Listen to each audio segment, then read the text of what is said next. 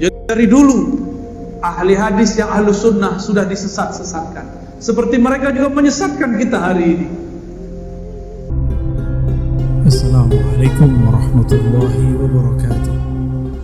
Bismillahilladzi la yadurru ma'a ismihi syai'un fil ardi wala fis sama' wa huwas sami'ul 'alim. Na'udzu bi kalimatillahi tammat min syarri ma khalaq.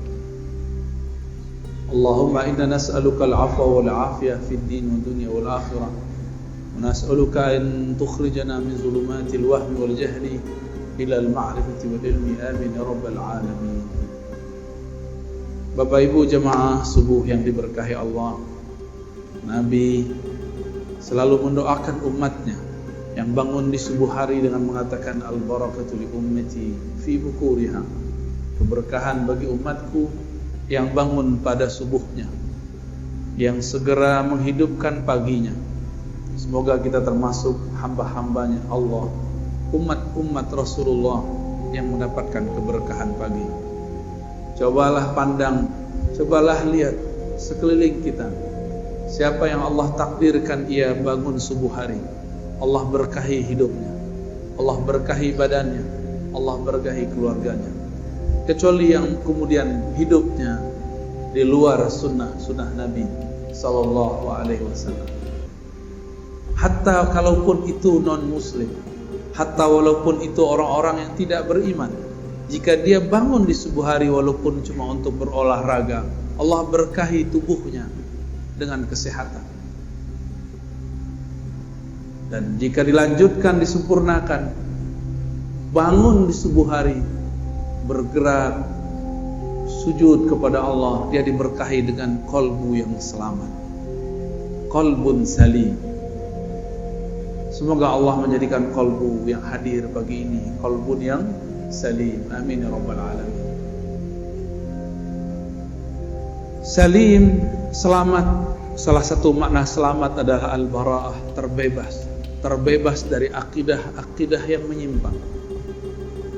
Materi kita pada pagi ini insyaallah tentang sesuatu yang membuat hati tenang insyaallah, mengenai akidah Ahlus Sunnati wal Jamaah. Suatu kali Nabi ditanya, "Wahai Rasulullah, siapakah kelompok yang selamat itu?" Nabi mengalamkan sebelumnya, "Sataftariku ummati ala 73 firqah." Umatku akan terpecah menjadi 73 golongan. Semuanya masuk neraka, kulluha finnar illa firqah wahidah, kecuali satu kelompok.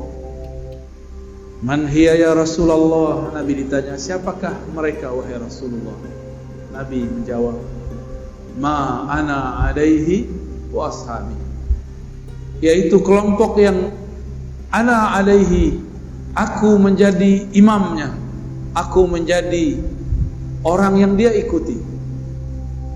Wa ashabi, jika dia tidak bertemu aku, dia mengikuti sahabat-sahabatku. Inilah yang disebut bersana, berguru. Lalu apakah yang Nabi ajarkan kepada para sahabat? Bertahun-tahun lamanya Nabi hanya diturunkan surat Al-Ikhlas, Qul huwallahu ahad. Sebelum ada perdebatan sifat 20, sebelum ada perdebatan tauhid uluhiyah, rububiyah, asma wa sifat, belum ada semua itu. Nabi diberikan yang sempurna dan sederhana. Walaupun saya penganjur untuk belajar sifat 20, tapi kalau Bapak Ibu susah memahaminya, saya berikan jalan yang lebih mudah. Mau? Mungkin di beberapa kajian sudah ada yang mengamati. Itulah yang ada dalam Qul huwallahu ahad. Suatu kali ada seorang panglima Rasulullah sallallahu alaihi wasallam diperintahkan untuk memimpin perang sekaligus memimpin sholat.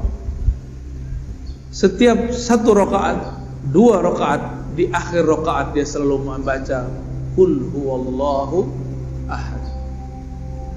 Para sahabat merasa aneh, Rasulullah tidak pernah lakukan itu, kenapa dia lakukan? Ternyata beberapa Rasulullah sama sahabat Rasulullah sama seperti orang-orang hari ini. Kalau Nabi tidak lakukan bid'ah,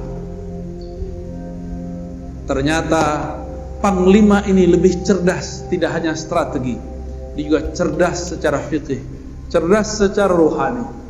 Meskipun dia tidak melihat Rasulullah melakukan ini, menutup setiap rakaat dengan qul huwallahu ahad, tapi dia lakukan. Disinilah kita tahu bahwa tidak semua yang tidak Nabi lakukan itu bid'ah. Pulang dari perang, hadis Sahih Bukhari, Kitabut Tauhid, bab tauhid dalam Sahih Bukhari. Sahabat pemimpin panglima perang ini dilaporkan kepada Rasulullah oleh pasukannya, berharap ini pasukan si panglima disidang. Biasa ada karakter sampai saat ini ada yang begitu, suka melapor-laporkan orang, suka mengadu-adu orang. Tapi sahabat yang ini bukan ingin mengadu, ingin mengkonfirmasi benarkah yang dilakukan oleh pemimpinnya. Sampai kepada Nabi, Nabi kemudian bertanya kembali, tanyakan kepada panglimamu, kenapa ia membaca qul huwallahu ahad di setiap rakaat. Jangan tanya kepadaku. Walaupun Nabi secara rohani diberitahu oleh Allah, tapi Nabi tidak berhukum dengan hukum yang sir. Nabi tidak berhukum dengan hukum gaib. Nabi tidak berhukum dengan hukum firasat. Nabi tidak berhukum dengan hukum kasyaf. Nabi berhukum dengan hukum zahir. Tanya sahabatmu, panglimamu, kenapa ia menutup setiap rakaat dengan qul hu? Karena orang ini mau cari tahu, maka Nabi SAW langsung berikan dia tugas. Datanglah dia kepada panglima. Wahai tuan panglima, kenapa engkau selesai satu surat di setiap rakaat menutupnya dengan qul huwallahu ahad, padahal Rasulullah tidak pernah mengajarkan? Kira-kira begitu kalau diterjemahkan bebas. Apa jawaban orang ini? Ana uhibbuha, aku menyukainya, mencintai ayat ini, surat ini. Lianna fiha sifatullah, karena di dalam ada sifat-sifat dan nama-nama Allah. Heranlah si penanya ini, dan dia bawa jawaban itu kepada Rasulullah sallallahu alaihi. Sederhana jawabnya, bukan karena Rasulullah pernah lakukan, tapi karena di dalamnya ada nama-nama Allah, sifat-sifat Allah. Disampaikan kepada Nabi jawabannya. Apa kata Nabi?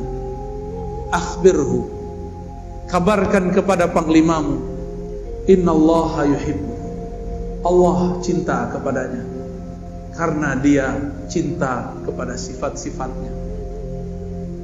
Merinding sahabat ini. Disampaikan kepada tuan panglima, panglima pun terharu. Maka meresapi membaca qul huwallahu ahad itu cukup. Seandainya Bapak Ibu tidak paham sifat 20 tidak masalah, karena inti sifat 20 adalah menjelaskan surat Al-Ikhlas. Paham Al-Ikhlas, paham sifat 20. Paham sifat 20, paham Al-Ikhlas. Inilah akan jadi oleh-oleh pada pagi ini untuk saudara-saudara yang hadir. Cara meyakini, mempercayai Allah secara mudah, semudah kita membacanya dan menghafalnya. Mau ya? Pertama, kul, katakan hai Muhammad, huwa Allah ahad. Sudah 3 ya? Huwa Allah ahad. Huwa bahasa Arab artinya dia. Biasanya kata dia disebut sebagai kata ganti ketiga, digunakan pada kalimat kedua. Tapi sekarang atau pada kata-kata kedua, yaitu kata ganti setelah ada nama yang jelasnya. Ahmad membaca buku, titik, dia mau ujian. Dia ditulis setelah Ahmad, sekarang dibalik. Qul huwa Allah ahad. Katakanlah hai Muhammad, dia dulu, Allah ahad. Apakah Allah salah? Mungkinkah Allah salah? Siapa yang mengatakan Allah salah, dia kafir. Apakah Nabi Muhammad lupa? Yang mengatakan Nabi Muhammad lupa, dia fasik, zindiq, bahkan bisa kafir. Jangan-jangan kita yang tidak mengerti ilmunya. Mengatakan huwa di depan nama yang zahir berarti huwa pada Allah bukanlah nama ganti, bukanlah kata pengganti. Huwa pada Allah adalah nama. Huwa pada Allah adalah nama. Lebih dulu huwa daripada Allah, sehingga disebutlah huwa ini adalah nama. Nama untuk menghilangkan selain namanya. Oleh karena itu ahli-ahli zikir tidak mempermasalahkan kalau berzikir hu Allah. Allah itu lafaznya dari alif lam lam ha, akhirnya adalah hu. Hu berarti dia juga. Lalu waw itu untuk apa? Waw ini disebut waw tambahan zaidah. Asalnya waw itu tidak ada, lalu diadakan dalam bahasa Arab. Maka menjadi huwa, sebenarnya boleh dibaca hu Allah. Berat nggak? Bisa ngikuti? Ya. Hu. Apa yang terjadi di situ? Ada nafas yang dibuang, benar nggak? Hu Allah. Imam Abdul Qahir Al-Baghdadi dalam kitab Usuluddin, Imam Ghazali, Imam Al-Baihaqi, mereka sepakat bahwa huwa adalah ismun min asma'i, nama daripada nama-namanya. Namun orang-orang yang tidak mengerti mengatakan, apa itu zikir hu? Hu itu nama. Allah mengatakan, qul ud'ullaha aw ud'ur rahman ayyaman tad'u falahul asmaul husna. Panggillah Allah, panggillah Rahman, atau dengan mana-mana nama engkau boleh memanggilnya. Jika huwa adalah bagian dari namanya, maka hu boleh dijadikan panggilan. Maka jangan heran Imam Ahlus Sunnah Abul Hasan Asy-Syadzili, siapa namanya? Abul Hasan Asy-Syadzili, salah satu wali kutub di zamannya. Dia berzikir dengan salah satu nama, Yahu, Yahu. Wahai yang menyebut dirinya dia, wahai yang menyebut dirinya dia. Ternyata di agama sebelumnya, agama Yahudi, mereka tidak boleh menyebut nama Allah, El. Mereka diperkenankan hanya menyebut nama Yahu, Yahweh. Sama. Yahweh bahasa Ibrani, Yahu bahasa Arab. Allah, Al itu bahasa Ibrani Suryani. El berarti Tuhan yang maha sempurna. Alif Lam berarti kesempurnaan. Jadi lafaz Allah itu sudah lafaz yang sangat umum dalam semua bahasa yang pernah ada. Bapak saudara yang makan Allah, itu baru hu. Kalau diteruskan panjang lagi. Saya kalau sebut dia, apakah dia dapat dilihat oleh mata? Dia manusia. Dia huwa. Apakah dia dapat dilihat oleh mata? Tidak. Apakah bisa disentuh? Tidak. Maka huwa bermakna dia yang maha suci daripada sifat jismiyah, sifat kebendaan. Allah bukan benda. Benda itu ada benda kasar, ada benda halus. Meja ini benda kasar, Pak. Cahaya lampu, cahaya matahari itu benda halus dalam bahasa Arab. Jismun. Tiada benda kecuali bertempat. Allah huwa bukanlah benda. Itulah maknanya. Jika Allah bukanlah benda, maka kita tidak perlu mentakwil istawa. Istawa alal arsy, istawa bersemayam di atas arsy. Karena dia bukan benda, pastinya bukan menempati arsy. Karena dia bukan benda, dia tidak memerlukan arsy. Arsy yang memerlukan dia. Jika disebut yanzilu Rabbuna, Rabb kita nuzul, turun. Karena dia bukan benda, turunnya bukan dari atas ke bawah. Disebut dalam Al-Quran yadullah fawqa aydihim, tangannya di atas tangan mereka yang berbaiat. Karena dia bukan benda, maka tangannya bukan tangan ini, bukan juga tangan khayali, tapi hanya dia yang tahu maknanya. Inilah yang dikatakan oleh Imam Salafus Saleh, Imam Malik, Imam Syafi'i, Imam Ahmad, yang kemudian disalahartikan oleh sebagian kelompok. Apa kata imam-imam tersebut? Imam Syafi'i sebagaimana diriwayatkan oleh Imam Al-Baihaqi mengatakan, ala ma aradahu Allah wa rasuluh, istiwa, nuzul, yadun, tangan dan lain sebagainya sesuai dengan yang Allah maksud, bukan yang engkau maksud. Apa maksud Allah? Ada yang tahu? Allah merahasiakannya, membayangkannya sama dengan membayangkan zatnya, dan itu adalah akidah yang batil. Ada orang bilang jangan bayangkan zat Allah, tapi dia membayangkan Allah duduk tanpa sengaja. Jangan bayangkan Allah, tapi dia tanpa sengaja membayangkan Allah turun dari aras ke bumi. Berarti dia main-main dengan kata membayangkan. Jika Allah itu bukan benda, bisakah dipikirkan? Gak bisa dipikirkan. Dia hanya bisa dirasakan. Berat gak? Baru pagi-pagi udah digoreng nih otaknya nih, tapi ruhnya seneng Pak. Makanya gak tidur kan? Padahal ngantuk tuh. Itu jiwanya senang sekali itu. Ini yang aku cari. Baru huwa Allah. Allah itu ada alif lam pada Allah. Itu artinya Sang Maha Sempurna, pemilik semua kesempurnaan. Sang Maha Indah, pemilik semua keindahan. Itu mana dari Allah. Dan orang kalau baca Allah, apa yang terjadi? Mulutnya kebuka nggak? Nafasnya keluar. Maka orang-orang yang sering baca ya Allah, bebannya akan hilang,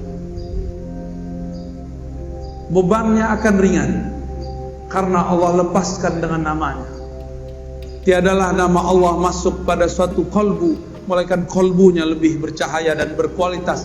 Kolbunya menjadi berat jika dihisap, lebih berat dari langit dan bumi. Makanya kolbu-kolbu wali-wali Allah dipenuhi dengan namanya Allah. Nafasnya dipenuhi namanya Hu. Maka tiada lagi dalam diri orang ini, dari nafas sudah ada Hu, dalam darahnya sudah ada Allah, lafaz Allah. Kalau demikian, maka syaitan tidak dapat mengganggunya. Meskipun tubuhnya bisa dikuasai, tapi kolbunya menjadi singgasana Allah Subhanahu wa ta'ala.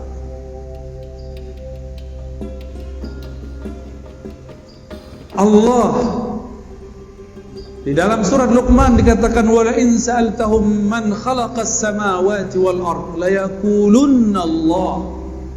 Jika engkau bertanya kepada orang-orang kafir, orang-orang musyrik, maksudnya musyrik Makkah, siapakah yang menciptakan langit dan bumi? Mereka akan menjawab Allah. Berarti musyrik Mekah pun tahu bahwa pencipta langit dan bumi adalah Allah. Mereka sekedar tahu, tapi pengetahuannya tidak sempurna, maka dibatalkan di belakang. Qul alhamdulillah, katakanlah syukurlah kalau begitu. Bal aktsaruhum la ya'lamun. Tapi sebenarnya mereka enggak mengerti. Sayang, ayat ini untuk orang kafir dan musyrik, tapi oleh kawan kita sebelah digunakan untuk orang sesama muslim. Mereka mengatakan para sufi, para orang-orang Asy'ari sama akidahnya dengan orang musyrik, percaya Allah pencipta tapi tidak menyembahnya. Maka jangan heran nanti kelompok-kelompok ekstrim ini sekarang sudah mengatakan sufi agama baru. Mereka menuduh Asy'ari sebagai kelompok-kelompok yang sesat, menyesatkan. Mereka akan menyebut selain kelompok dia sesat, padahal mereka kelompok kecil tapi suaranya sangat berisik. Dulu pendiri-pendiri gerakan besar di dunia, pendiri Nahdlatul Ulama, Tarbiyah Islamiyah, Muhammadiyah di Indonesia, semuanya adalah orang yang berakidah Asy'ariyah, meyakini sifat 20. Pendiri Wasliyah, Al-Khairat, NW Nahdlatul Watan, Matali'ul Anwar, semuanya berakidah Asy'ariyah. Ahlus Sunnah wal, tiba-tiba mereka sekarang bilang Asy'ari bukan Ahlus Sunnah. Al-Azhar Ahlus Sunnah, Asy'ariyah, langsung ditulis.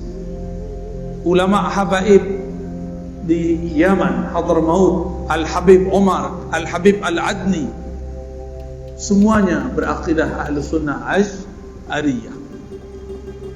Guru saya Syekh Taufik Al-Buti punya ayah Muhammad Ramadan Al-Buti, Muhammad Sa'id Ramadan Al-Buti, akidahnya pun Ahlus Sunnah.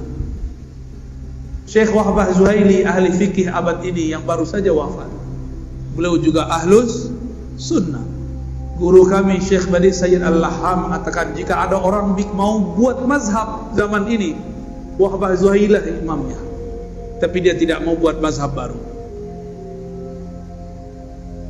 Tapi tiba-tiba datang sekelompok mengatakan Asy'ari bukan Ahlus Sunnah,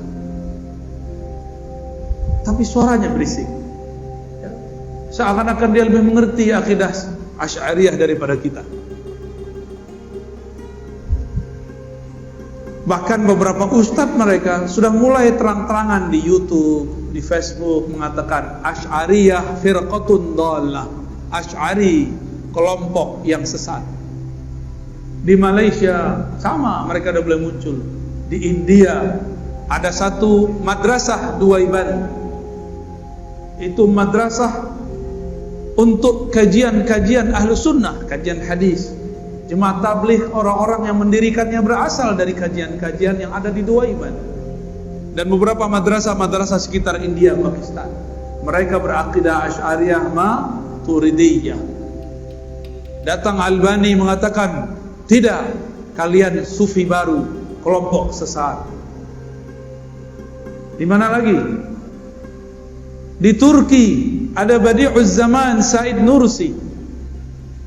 Beliau memegang 7 thariqah lebih kurang. Salah satu thariqah yang ia sebut dalam Masnawinya adalah thariqah An-Naqsyabandiyah. Zikirnya disebutkan zikir khafi. Said Nursi juga dianggap sesat oleh mereka karena Said Nursi berakidah Asy'ariyah Maturidiyah. Itu gerakan hampir satu zaman. Pendiri Jemaah Tabligh Maulana Ilyas Al-Kandahlawi, akidahnya Ahlus Sunnah. Di Mesir ada namanya Hasan Al-Banna, pendiri Ikhwanul Muslimin yang awal, bukan yang setelahnya. Dia Ahlus Sunnah, tapi yang setelahnya Syed Qutb sudah terpengaruh oleh kelompok takfiriyah. Maka saya selalu membedakan Ikhwan Muslimin Hasan Al-Banna dengan Ikhwan Muslimin Said Qutb. Jika ada di negeri ini orang mengikuti Ikhwan Muslimin, kita tanya, Anda mana? Anda ikut imam yang mana? Sebelum itu ada Syekh Muhammad Ali As-Sanusi di Afrika bagian utara. Dia seorang ahli hadis, mursyid tariqah Idrisiyah As-Sanusiyah, berakidah Asy'ariyah, bermazhab Maliki. Apalagi semuanya berakidah Asy'ari. Jika kita sebut akidah Asy'ari sesat, Imam Nawawi yang namanya dicatut hari ini menjadi nama kelompok mereka, akidahnya Asy'ariyah. Siapa lagi? Sebut semua ahli hadis yang kamu tahu. Rata-rata dia Asy'ariyah. Jika dia hidup sebelum zaman Asy'ari, akidahnya menjadi dasar Imam Asy'ari. Suatu kali ada seorang imam namanya Abu Dzar Al-Harawi, pemegang sanad Sahih Bukhari. Dia berguru kepada murid dari muridnya Imam Bukhari. Datang ke Baghdad, bertemu kawannya bernama Imam Ad-Daruqutni. Imam Daruqutni ini kemudian bawa Abu Dzar Al-Harawi, penghafal Sahih Bukhari, untuk bertemu seorang syekh di suatu masjid di tengah kota. Dan kemudian dia takjub, ini imam luar biasa. Ketika keluar, Imam Daruqutni ngasih tahu, tahukah kamu wahai Abu Dzar ahli hadis, bahwa yang tadi ngajar itu adalah Al-Baqillani. Siapa Baqillani? Imam Baqillani adalah murid dari muridnya Imam Asy'ari. Baqillani berguru kepada Imam Abul Hasan Al-Bahili. Imam Al-Bahili murid langsung Asy'ari. Abu Dzar Al-Harawi kemudian mengatakan kepada Rukunni, izinkan aku ngaji, duduk menjadi murid Al-Baqillani. Maka bertemulah mereka esok hari. Daruqutni memuji Baqillani. Apa kata Daruqutni? Inilah imam penghancur bid'ah, penegak sunnah, ahlus sunnah yang hakiki. Jadi dulu ulama ahli hadis jika menyebut pemberantas bid'ah, ahlus sunnah, yang dimaksud adalah imam-imam Asy'ariyah. Tapi mereka sekarang putar sejarahnya. Akhirnya Abu Dzar Al-Harawi, pemegang Sahih Bukhari, selesai ngaji, karena dia ulama, tidak sampai 6 bulan sudah hafal semua yang dikalamkan Baqillani. Dan dia pun berangkat ke Mekah. Sampai di Mekah, tiadalah Baqillani punya murid ini namanya Abu Dzar Al-Harawi. Ia duduk di satu tempat, melainkan Abu Dzar Al-Harawi ini dikerubungi oleh semut-semut penuntut ilmu. Karena Abu Dzar Al-Harawi adalah manisan yang sangat manis, ilmunya sangat lengkap. Belajarlah banyak orang kepada beliau, belajar Sahih Bukhari plus akidah Imam Asy'ari. Inilah perkembangan nyata, sejarah nyata dalam umat Islam, bahwa Sahih Bukhari diajarkan bersamaan dengan akidah Asy'ariyah. Tapi mereka sekarang juga mengajarkan sunnah, tapi sunnahnya bertentangan dengan akidah pemegang sanad Sahih Al-Bukhari. Walhasil murid-murid Abu Dzar, karena dia tinggal beberapa waktu di Mekah, muridnya menyebar ke timur, ke barat, ke utara, ke selatan. Menyebarlah sampai sekarang bertemu salinannya di Maroko, tempat UAS dulu pernah kuliah. Bertemu salinannya, salinan Sahih Bukhari dan penjelasan-penjelasannya, bahwa Abu Dzar Al-Harawi ilmunya sampai dibawa ke Maroko. Zaman itu belum ada bus, belum ada mobil, belum ada pesawat, tapi ilmunya dari Mekah dibawa orang ke ujung Afrika bagian barat. Luar biasa. Maka kelompok-kelompok ekstrim Mujassimah yang menjisimkan Allah menuduh Abu Dzar dengan kata laknat, laknatullah ala Abi Dzar. Jadi dari dulu ahli hadis yang ahlu sunnah sudah disesat-sesatkan, seperti mereka juga menyesatkan kita hari ini. Jadi jangan heran kalau mereka mengatakan laknatullah alaika ya Razi. Wajar, saya sekarang mengajarkan Sahih Bukhari sekalian mengajarkan akidah Imam Asy'ari. Mereka khawatir gelombang Abu Dzar Al-Harawi terjadi kembali. Gimana Bapak Ibu? Takut? Mau dihidupkan lagi? Hidupkan lagi. Di sini saya yakin ada ulama-ulama yang ahlullah, yang mereka bisa membaca kitab-kitab Allah dengan hati yang tenang, pikiran yang tajam. Bergurulah kepada mereka. Itu baru kul huwallah. Sekarang kita pindah ke Ahad. Ahad. Apa makna ahad? Esa, tunggal.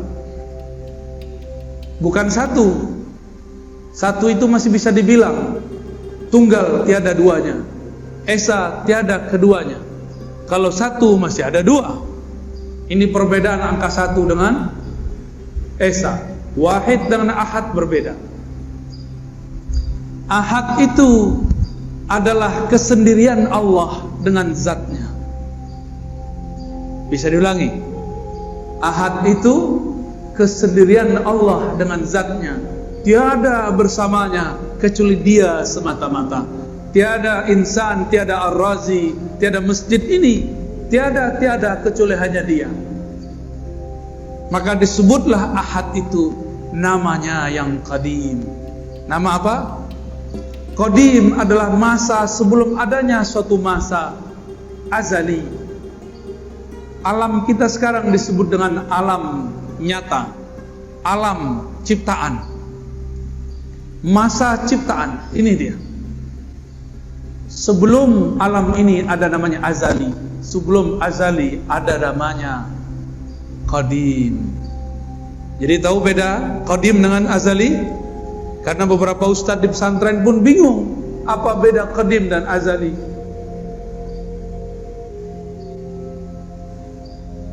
Allah itu qadim, sebutannya ahad, hanya Dia sendiri. Qadim berarti ma la yasbikuhu ahadun, ma la yasbikuhu adamun. Allah yang tidak pernah tidak ada. Tidak pernah tidak ada. Negatif kali negatif positif. Tidak berarti iya. Tidak pernah tidak ada berarti selalu ada. Negatif kali negatif positif. Itu makna dari qadim. Maka ahad adalah sifat Allah, sifat zatnya dan sifat salbiyahnya. Apa arti salbiyah? Sifat yang menafikan, yang tidak pantas kepada Allah Subhanahu wa ta'ala. Tapi lebih tepat kita artikan yang pertama. Inilah sifat zatnya, Dia hanya sendiri. Inilah kalam dari Abu Dzar yang dia dapatkan dari riwayat-riwayat Imam Bukhari. Imam Bukhari dapat dari Abu Musa al-Ash'ari, kakek dari Imam Ash'ari. Abu Musa al-Ash'ari radhiyallahu anhu bertanya, "Wahai Rasulullah, kaifa kana Rabbuna?" Bagaimanakah sebenarnya hakikat Tuhan kita? Jadi memang wajar Imam Ash'ari kemudian jadi imam ahli akidah karena kakeknya dulu bertanya akidah. Jadi genetik DNA itu memang suatu hal yang sangat normal. Jangan-jangan Bapak Ibu ini jadi orang soleh sekarang karena doa orang terdahulu. Jangan sok soleh dulu. Jangan-jangan ini berkah dari mereka. Alhamdulillah. Doakan mereka. Maka kita selalu mengatakan Allahumma ighfir lana wa li abaina wa ummahatina. Ya Allah, ampunkan kami dan kakek-kakek kami, orang tua kami, nenek-nenek kami, ibu-ibu kami. Siapa tahu berkah doa mereka kita bisa bangun subuh pagi ini. Alhamdulillahi Rabbil Alamin. Abu Musa bertanya, mengagetkan tentunya. Tapi bagi Rasulullah girang. Kenapa? Ada sahabatnya yang bertanya yang canggih. Nabi jawab, Kana Allah wa la syai'a ma'ah. Itulah makna ahad. Kana Allah, Allah ada. Kana itu bentuk lain daripada kana kainan, kana maujudan. Dia ada. Disitulah muncul kata wujud, ada dalam hadis tapi tersirat.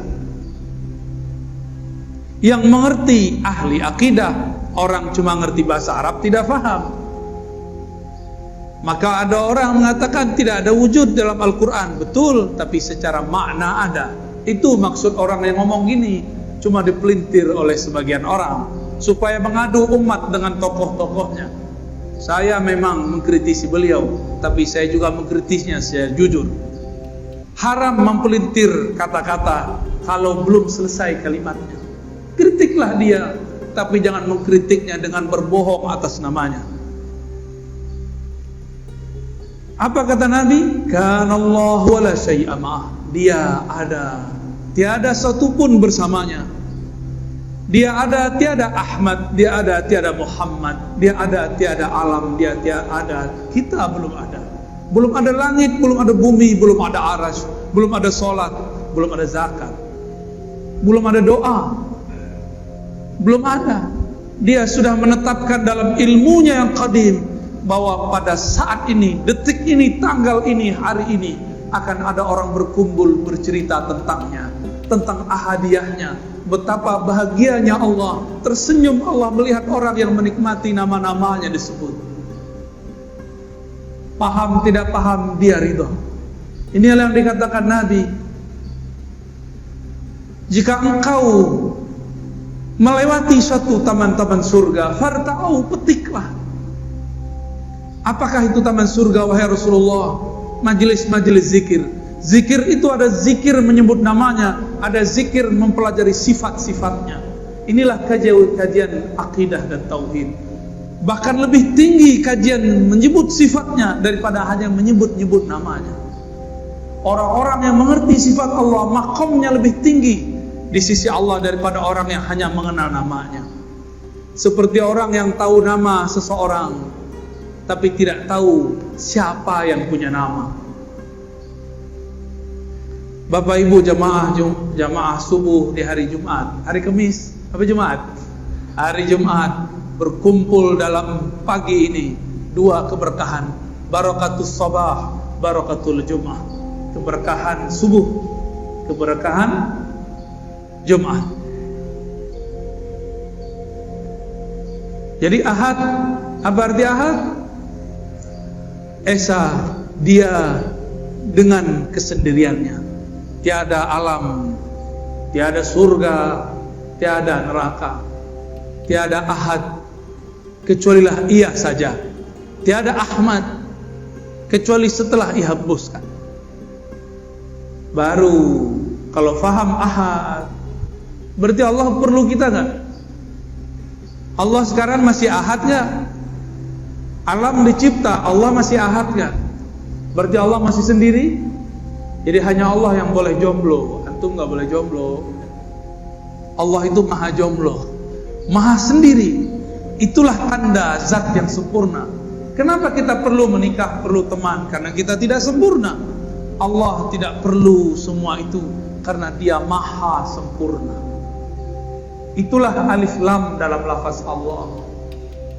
Kenapa saya jatuh cinta? Karena saya tidak sempurna. Saya butuh objek yang dicintai dan butuh orang yang mencintai. Allah mencinta karena dia bukan benda, dia bukan hanya sifat, dia zat yang maha sempurna. Semua cinta darinya. Jika disebut dia mencintai seseorang, mencintai sekelompok, berarti Allah memberikan, memancarkan kesempurnaannya kepada orang itu. Bukan berarti Allah memerlukan orang itu. Itulah beda kata cinta pada Allah dengan cinta pada kita. Allah mengatakan innallaha yuhibbut tawwabin. Allah mencintai orang-orang yang tobat berkali-kali. Artinya Allah akan memantulkan kesempurnaan ampunannya pada orang yang bertobat. Ini disebut dengan tauhid ahadiyah. Apa namanya? Disebut juga dengan sifat qadimiyah. Tauhidnya tauhid ahadiyah, sifatnya sifat qadimiyah. Selamat pusing. Kok baca istilah ini, saya udah kurangin istilahnya, udah didiskon. Ya, udah didiskon nih Bapak Ibu ini. Udah rukhsah, ya. Yaudahlah kalau nggak hafal istilah, cukup katakan ahad, hanya dia. Itulah yang kita baca ba'da salat. La ilaha illallah wahdahu la syarikalah. Lahul mulku wa lahul hamdu yuhyi wa yumiit. Wa huwa ala kulli syai'in qadir. Tiada yang berhak disembah kecuali Allah. wahdahu la syarikalah. Dialah satu-satunya, tiada sesuatu di sampingnya, tiada sesuatu yang berserikat dengannya. Apa maknanya? Allah kirim Jibril bukan berarti ia butuh Jibril. Jibril yang perlu dikhidmatkan oleh Allah. Allah kirim Mikail untuk mengantarkan rezeki, bukan Mikail membantu Allah. Justru Mikail terbantu karena berkhidmah kepada wali-wali Allah. Mikail membantu Allah atau membantu kekasih Allah? Membantu hamba Allah. Ya, Mikail tugasnya menghantarkan rezeki. Benar. Untuk Allah atau untuk hamba Allah? Jadi Allah perlu Mikail atau Mikail perlu Allah? Mikail perlu Allah. Maka jika disebut istawa al-ars, dia bersemayam di atas aras, bukanlah ia memerlukan aras, justru araslah yang memerlukannya. Kalau bahasa aras itu ilmunya ilmu Mi'raj. Semoga nanti ada ustadz yang menjelaskan tentang hakikat Mi'raj di sini, maka akan faham apa makna aras. Aras bukan tempat tinggal, bukan tempat ia berada, karena dia sudah ada sebelum aras. Jika dia ada di atas aras, berarti sudah ada dualisme, satu dia, satu aras. Berarti syirik, batal ahadiyahnya. Ahadiyah ini nama lainnya tauhid uluhiyah. Maka tauhid uluhiyahnya kita berbeda dengan uluhiyah yang sebelah. Paham? Mereka tauhid uluhiyahnya Allah bersama aras. Allah di atas aras, berada di atas. Kita tidak. Karena sesuai hadis Bukhari, Nabi lebih faham daripada ente. Nabi ngomong, kana Allah wala syai'a ma'ah. Allah ada, aras belum ada. Maka sekarang dia tetap sendiri, karena dia sempurna, tidak berubah-ubah. Apa ciri-ciri sesuatu yang sempurna? Dia tidak berubah. Apa ciri-ciri sesuatu yang akan sirna? Dia berubah. Bapak dulu lahir udah ada uban, Pak? Belum, Pak ya? Maaf Pak ya, aneh tanya Pak ya. Lahir udah ada uban belum? Belum. Sekarang ada uban. Berubah gak? Dulu lahir segede ini gak? Sebesar ini gak? Lahir sebesar ini, rojol, emaknya langsung mati. Kenapa? Anaknya lebih gede dari emaknya. Mungkin pecah perut emaknya kali ya. Wah, gak mungkin. Kita lahir kecil, jadi balita, jadi anak-anak, jadi remaja, jadi dewasa, tahu-tahu sudah beruban, Pak. Saya sudah ada uban. Untungnya jenggotnya belum beruban, jadi belum ketahuan tuanya. Cuma sok-sok tua. Lihat Pak perubahannya, bercermin sesekali. Ya Allah, aku dulu masih main kejar-kejaran sama temanku. Dulu masih berenang di kali, masih guling-guling di pasir, masih merengek kepada mak bapakku. Sekarang bukan aku yang merengek, anakku merengek, cucuku merengek. Aku sudah berubah ya Allah. Perubahan apa lagi ya Allah? Kalau sudah tua apa lagi? Dijemput nyawanya.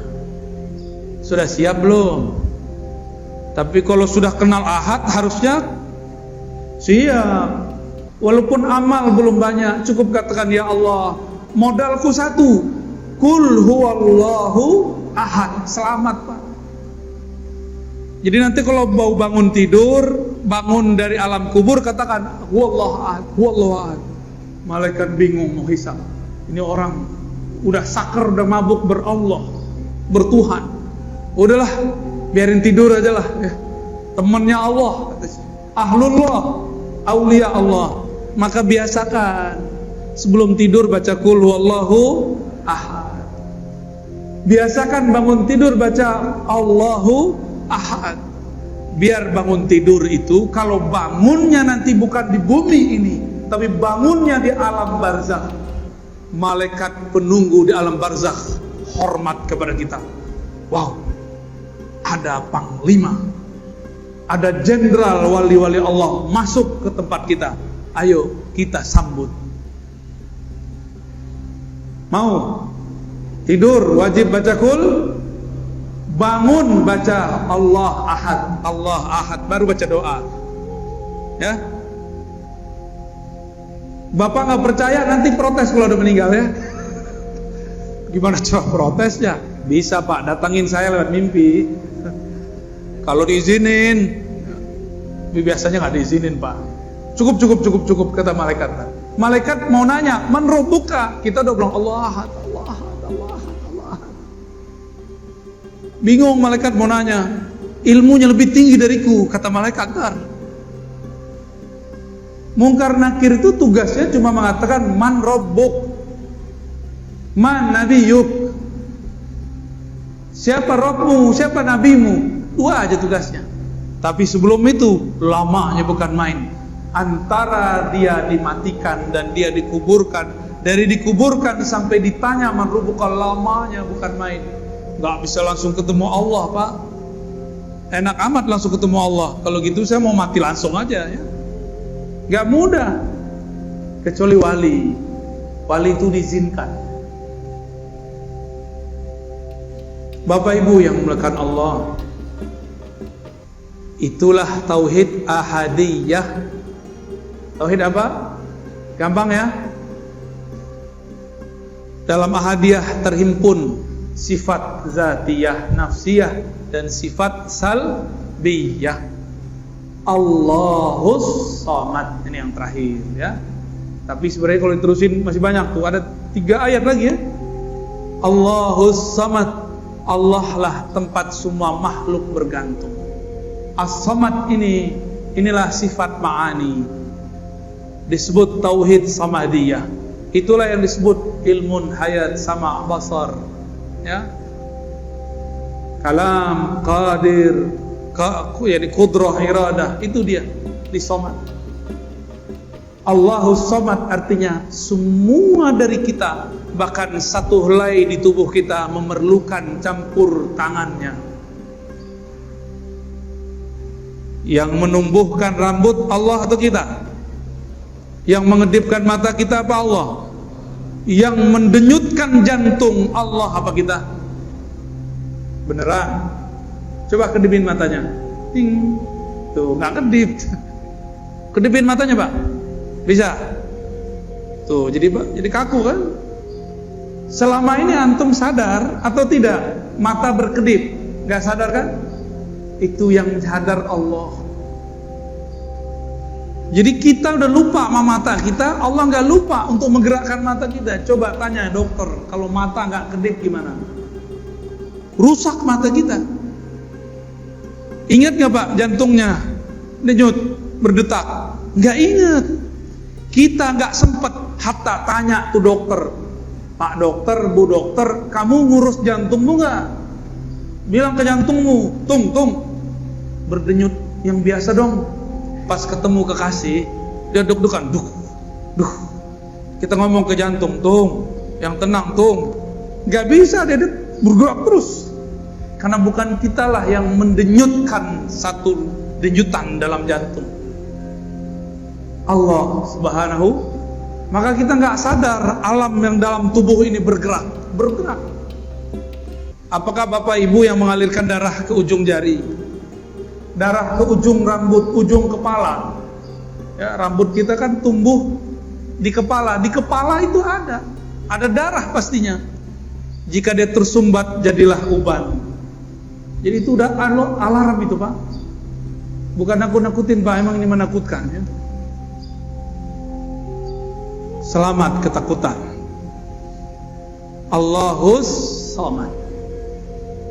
Jangankan alam semesta ini, tubuh yang kecil ini 100% semua adalah pancaran dari Samadnya. Maka kita ini tiada hidup kecuali karena Allahus Samad. Dalam As-Samad itu adalah berkata kun. Jika dia berkehendak, dia berkata kun.